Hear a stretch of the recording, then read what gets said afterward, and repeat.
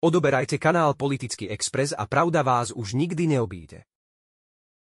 Návrh na odvolanie šéfa PS Michala Šimečku z funkcie podpredsedu Národnej rady NR Slovenskej republiky podá skupina koaličných poslancov vo štvrtok, 5.9. Informoval o tom na tlačovej konferencii premiér Robert Fico, Smer SD.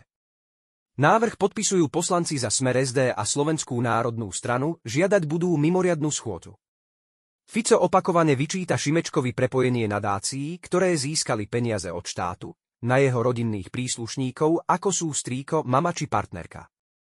V tejto súvislosti spomenul aj vyjadrenie rezortu spravodlivosti, ktorý v pondelok, 2.9, informoval, že audit potvrdil manipulácie a porušenie zákona pri dotáciách v oblasti ľudských práv.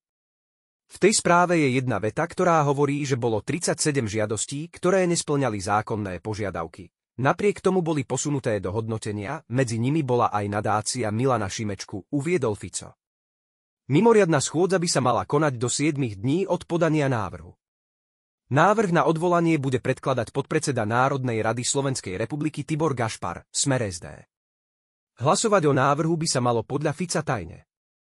Premiér neozrejmil postoje Hlasu SD ani ich nechcel komentovať. Povedal, že Smer SD a Slovenská národná strana má dosť poslancov, ktorí môžu podať potrebné podpisy. Šimečkovi tiež premiér vyčíta, že zneužíva protesty proti ministrom, ktorí vedú rezorty kultúry či spravodlivosti. Sú to podľa Fica rezorty, v ktorých Šimečková rodina stráca finančné zázemie. Premiér reagoval na tvrdenia. Premiér odmietol prepojenia jeho rodinných blízkych na dotácie od štátu. Útok na manželku považuje za smiešny, keďže bola podľa Fica jednou z riešiteliek zodpovedných v projekte pre Justičnú akadémiu. Reagoval aj na tvrdenia poslankyne Martiny Holečkovej, KDH, o tom, že firma agentúra Smer, SRO, v ktorej je konateľom syn premiéra, dostala v tomto roku dotáciu od Úradu práce, sociálnych vecí a rodiny Prešov. Smer SD má svoju vlastnú agentúru, ktorá sa nazýva Agentúra Smer.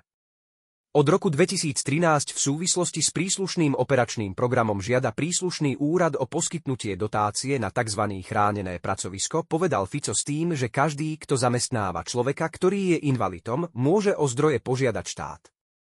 Odmietol aj Šimečkové tvrdenia, že v roku 2009 dostal dotáciu vyše 1 000 000 eur Ficov bratranec Rastislav Rybanský, aby za ne obnovil Topoľčiansky hrad.